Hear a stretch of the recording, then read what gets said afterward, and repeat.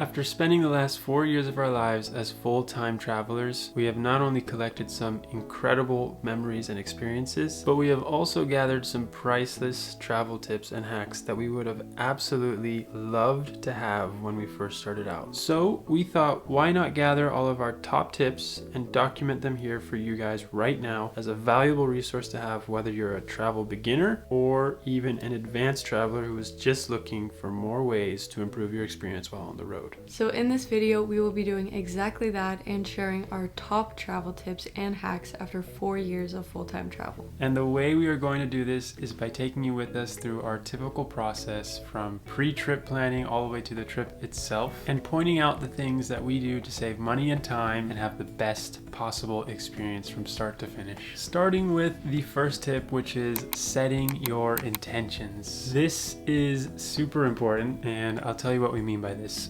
Recently, we were talking to someone about Tokyo and how much we just enjoyed our trip there. And this person said something along the lines of, I wish that I enjoyed Tokyo as well. I went there with such high hopes, but it was a little bit too chaotic and hectic for me. I found myself stressed out, and I really just wanted to have more of a relaxing vacation. Yes. And what we realized was, like, that's not really Tokyo's fault. That's not on the city. Yeah. That's more so on the mismatching your intention for your vacation to the city that you picked. So the first thing that we do when we start talking about booking a trip anywhere is we talk to each other and think to ourselves, what do we want out of this trip? If we're thinking we want a big city, we want to do a lot of stuff, have a lot of good food, be around a lot of people, then that will determine, Bangkok or Paris or Tokyo or, a big city, busy,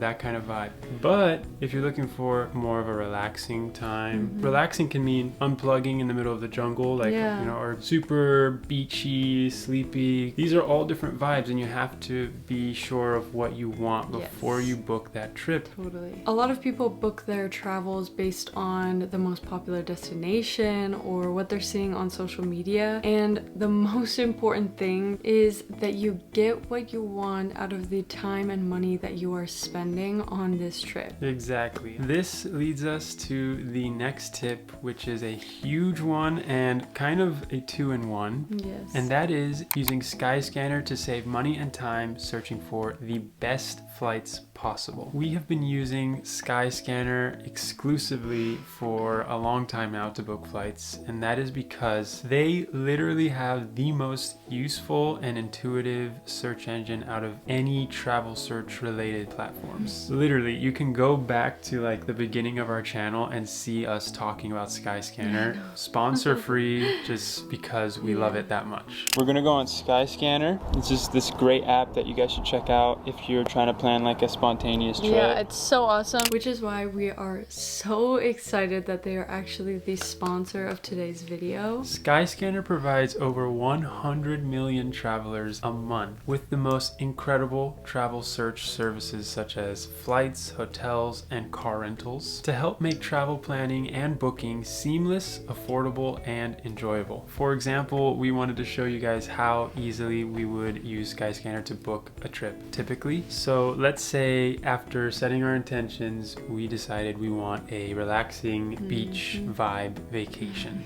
We pull up Skyscanner, we go to the flights. We are flying out of Phoenix, and under the to part, we would choose everywhere. I love this function on Skyscanner. So cool. And to filter it down to locations that make sense for what we're looking for, you can go through these different filters, like this one right here, which is beach, and it's perfect. You see right here, there's flights to all these great beach destinations, and right now we have it set to the 28th of September, but you can even do something super cool, which is to select a whole month, let's say, if you're flexible. So we're gonna select the whole month of October, and then from here we're seeing, I don't know, Spain. Sounds pretty cool. So you can see here, Barcelona has flights for $193 per person. Crazy. From Phoenix to Barcelona. Okay, actually I kind of need to see this. Now once we're at this part, another amazing thing about Skyscanner is all of the great filtering options that they have within their search. For us, for example, we would definitely take off the 2+ stops. We would want the least possible stops. And then if you have any particular airlines that you like to fly with, you can check those. And we can sort it by cheapest, fastest, and just like that, you see the list of amazing flights. I mean, 193, 204. Finding flights at this price internationally to Barcelona from Phoenix, Sky Harbor is insane. Just like that, Skyscanner has not only helped us find the cities that we are going to consider going to, but also the cheapest and best possible flights. All within like 5 minutes. That literally took 5 minutes. It's crazy because if you were to like manually do that and go into airlines comparing back and forth, it would take days. I mean, at least days, if not weeks. Yeah, it would take a long time. So it goes without saying, Skyscanner is incredible. One of the best travel hacks and tips that we could provide to you. We love them. We swear by them. We're going to link them down below. Do yourself a favor and check them out. This will save you tons of money and time. And the next tip we have to save even more money on flights is to look into flying out of the nearest major city to you rather than your hometown or whatever. Obviously, this applies to people who don't already live in New York or Los Angeles. But this is huge. This has saved us money on many occasions. For example, us in Phoenix. About 50% of the time, if we were to look into flying a one-way to Los Angeles and then flying out of LAX to wherever we're going in the end, we will save so much money because Phoenix is a pretty big airport, but LAX is way more international. Yeah, and it's only $50 to get from here to LAX. A lot of times if we're going to Asia, flying out of LAX saves us literally $500. Yeah, sometimes it's crazy. After we would sort out flights, the next part of the process for us would be accommodation. Guys, accommodation is everything. This part of your pre-trip planning is going to make or break your trip. So what is super important about accommodation when we are booking one is, once again, understanding what our trip is about.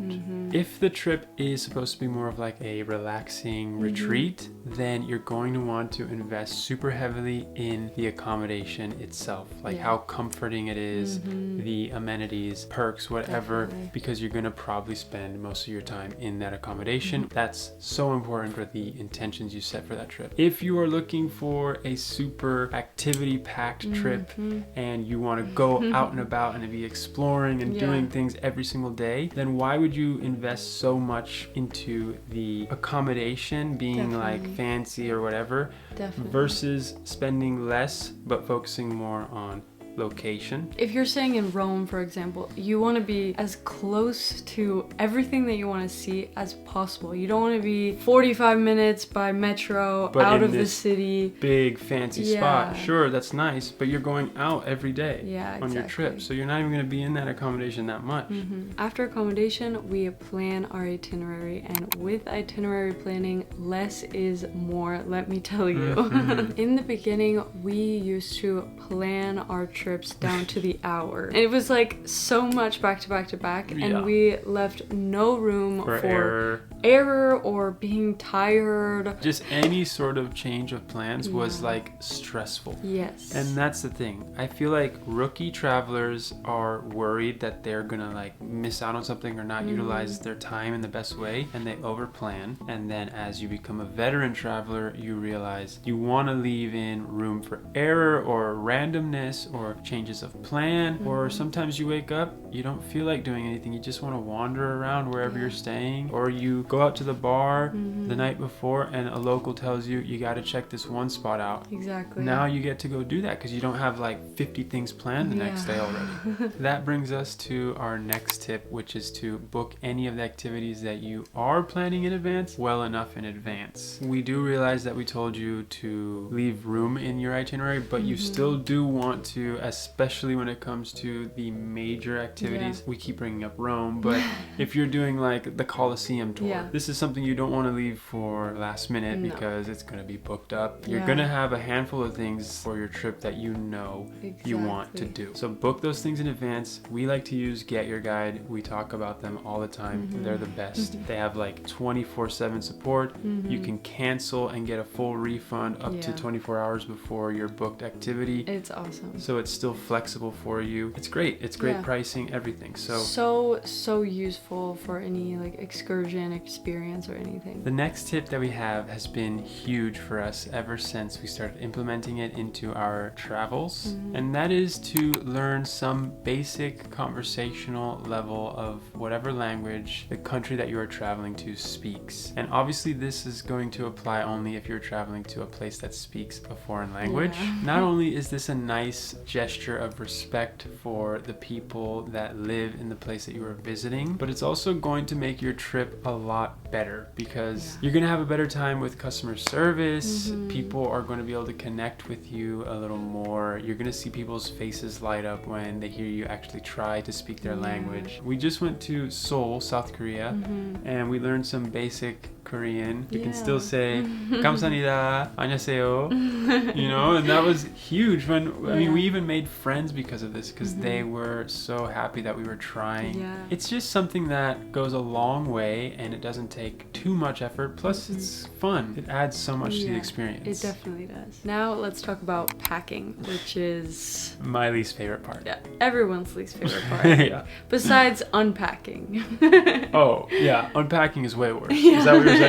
Okay, exactly. No, I agree. It is so important that you aren't packing outfits. Like packing too many outfits in your suitcase is just unreasonable. It's a recipe for overpacking. It is a recipe for overpacking. I feel like when you pack basics and things that you can interchange, it's so much easier, and you can pack everything that you need without going way over the weight limit or having all these different bags. It's just a mess. This next tip has been absolutely life-changing for us, and that is to figure out the food situation for that first day when you arrive. What we mean by this for us personally is we will look into which food delivery app does the place that we're going to use, and also for the nearest grocery store to our accommodation. And this is because after any travel day, it doesn't matter how long or short your travel day is, you will be tired and you will be hungry when you arrive, and you just want access to food as quickly as possible. You don't want to be sitting there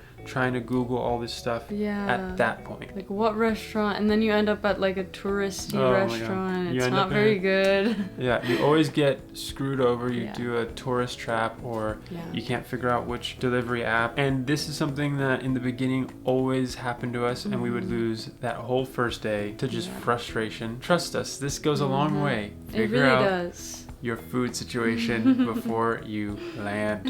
Now, when it comes around to the actual travel day, something that we have found to be so important and enjoyable is looking at the travel day as an actual part of your vacation. In the beginning, we used to obviously look at travel days as the bad part, the annoying part. But as we have become more and more experienced as travelers, we have learned to utilize that travel day. Download that movie you've been wanting to watch, or buy that book that you've been wanting to read before the flight, which I always have to do. She's read probably every Akotar book on a flight. Yes.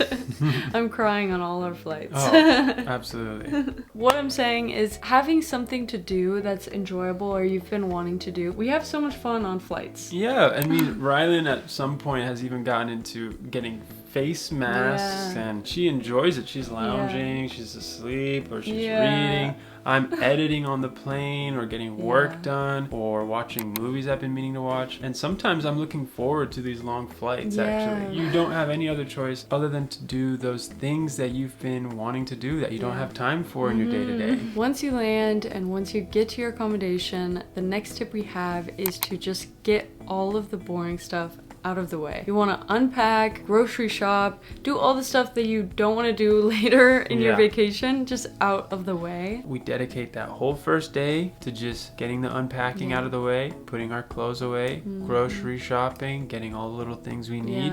so that for the remainder of that trip, you aren't even having to think about anything other than just enjoying your trip. The next tip that we have is to get familiar with and utilize the local transport. A lot of times new travelers will overcomplicate things in their minds or think that things are going to be a lot harder than they really are in reality. What ends up happening is you think, okay, instead of trying to even bother with learning this metro or the bus system or whatever, let me just pay the money to get a taxi or an Uber. I won't be at risk of getting lost and all this stuff, and it's whatever, I'll just spend the extra whatever amount of money and it'll save me stress. And sure, that sounds good on paper, but what you're actually doing is robbing yourself of more of an immersive experience. Exactly. And of money, because it actually does go a long way. For example, when we were staying in Tokyo, we had a friend that we met out there who was telling us how they were, exactly like we said, too scared of the metro,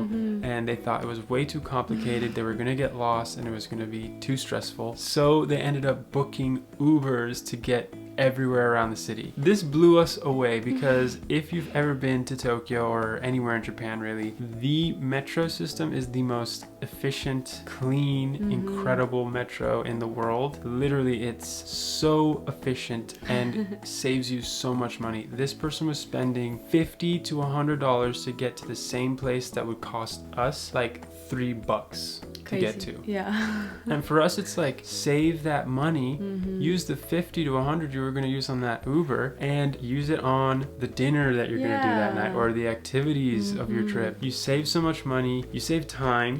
Plus, we have had such great memories of using the metro in Tokyo or the buses in Seoul.